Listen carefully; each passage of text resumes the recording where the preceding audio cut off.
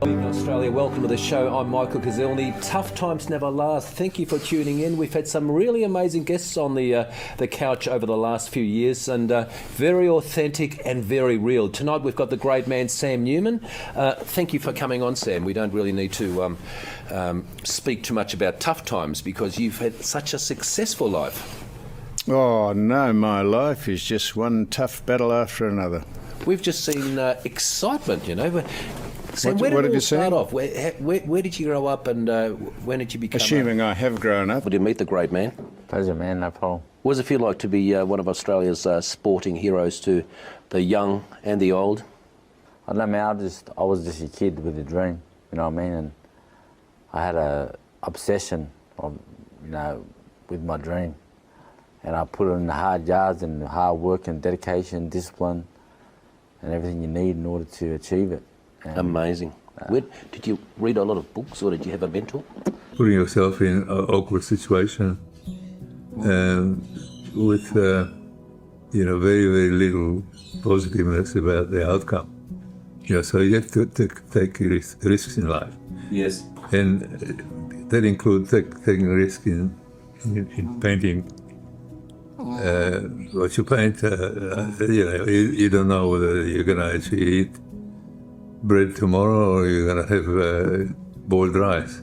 For a long time I was very high functioning. I had very successful businesses, the footy club, and I could present to the world as high functioning.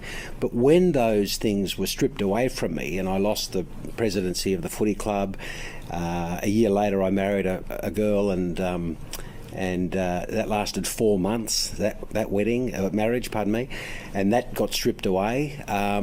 All of a sudden I was naked, I was bare, I was emotionally raw. Mm-hmm. And what I found out was that I didn't have the emotional skills to cope with setbacks.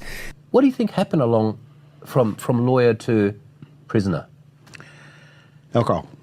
The grog. Yeah, the grog. I was drinking... I got disbarred in 1979. In the last 3 or 4 years, I was drinking 30, 40 beers a day, 6 days a week. I remember you were saying that last time. You're finishing a case at the Magistrates Court. You said they were happy days. You're having... No, I enjoyed everything about the drink except what happened. What happened to me was it changed all my morals and ethics. Yeah. And in the end, everything I'd been brought up to believe was right was now wrong. It's not reality TV, it's manipulative TV, whereas Dancing with the Stars, they wanted you to be good. Celebrity and Apprentice, how am I going to beat Prue McSqueen? She's had 3 arguments, she's cried 5 times today, she's given them in bucket loads what they want, so they're going to sack me because I'm trying to be nice to people. I'm not going to dish, you know, all these legends of Australia, you know, like Dermot Brereton, Dawn Fraser. When you say, she's a bitch, Jeff Fennick's a soft prick, you can't do that. So, you know, I had respect for these people and they want me to diss them. Well, I started playing footy around about, I was 14 years of age, and at school I was a bit of a hyperactive young kid. Back in those days, they used to call you a pain in the backside. But because I could run and jump all day, I took on sport in general, and footy became part of my life. And I went to Hawthorn at 16 and a half years of age and finished at 33 and continue on. I started promoting pop groups and Radio 1 disc jockeys. And then I came here when I was 21 years old, and I worked for an importer promoting biorhythm calculators and negative ion generators. And then I opened a nightclub called The Zoo, and I was the head zookeeper. And every week I'd have a celebrity as guest DJ. So I had Brooke Shields, Evel Knievel, Jeff Boycott, Dennis Lilly. And then I worked for a radio station for a couple of years. Then I started my business, Marks and Sparks. I got the dance teachers. There were break dancers, hip-hop dancers, poppers, lockers. We got the best in Australia. Put them all together and put the show together in a couple of weeks. Got to Vegas and said, here we are. But little did we know that all you're doing is leasing the right to perform at a theatre. So you've got to pay rental costs, you've got to pay marketing, promotions, everything has to be paid for, visas, accommodation. All you're doing is renting a theatre. Well, now I'm working for One Championship, which is the largest sports media property in Asia. We broadcast to 128 countries, over 1 billion people. So it's mixed martial arts fighting, and we're all over the world. And we were just in Manila last week with 20,000 people, in Jakarta the week before with 20,000 people live. And they're huge shows, and I'm thrilled to be at the helm of that one. I'm loving every moment of it. For me, it's surreal just watching that clip. And, you know, as a little kid who idolised Arnold, and to be his business partner now and travelling the world with him 6 or 8 times a year. How long have you done that for? This is my 4th year on the road with him. So I travel with him at least 6 times a year, sometimes 8, been to movie premieres and all that. But mostly we do the Arnold Sports Festival. Your mates? We've become great mates, yeah. He's become a real mentor to me and taken an interest in my life and business. He's the smartest guy I've ever met. Pretty much. I mean, I didn't have a choice. Confession to make. I didn't have a choice, did I? I mean, it's just so nice now they don't live at home. So I don't have to put up with it every day.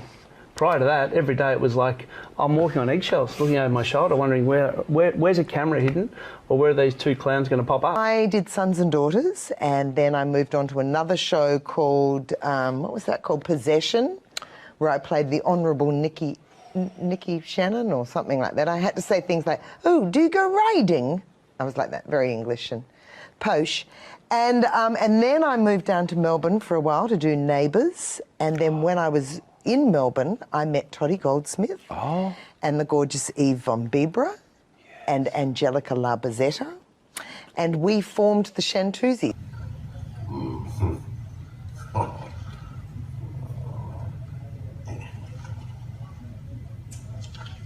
Great memories?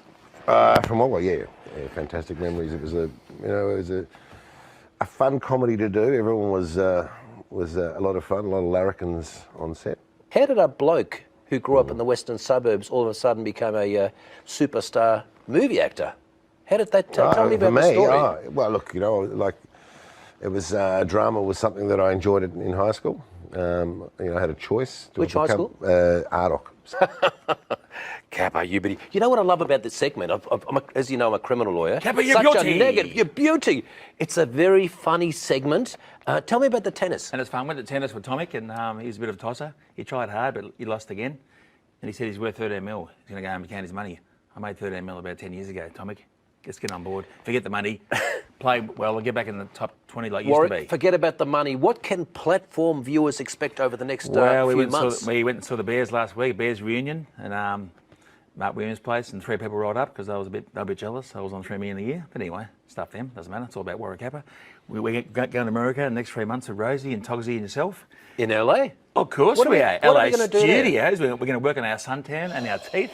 300 pills that I had, like Bacillin, Valium, and a whole lot of other Just things. couldn't do it. Couldn't do it. Just couldn't cope with it. I had no purpose to breathe or anything like that. So all the sports stuff I did before my accident, besides the trouble, I didn't know what was around for people with disabilities at that stage. So I had no purpose to breathe. So what could I do? Inspiring people. I do.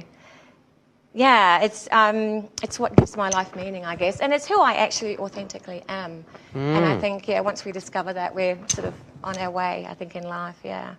It's amazing, Brian, and I'm just looking at your notes. You said my mother suffered a paranoid schizophrenia and my father was an alcoholic. We are doing the devil's work. There's no such thing as mental illness as far as the cult's concerned. Right. If you have some mental illness, they would, on a rare occasion, they'd say it would be demonic possession. Sure. But more likely than not, it's just that you're not disciplined enough. Or if your children are playing up, you need to discipline them more to keep them in line. Biggest thing I've ever done, massive stadium, but also broadcasted live. Let's have a look at it. Do you want to have a quick look? Absolutely. Chloe, international superstar. Įspūdingoji Chloe Meggs, The Pussycat Dolls narė, Australijos žvaigždė.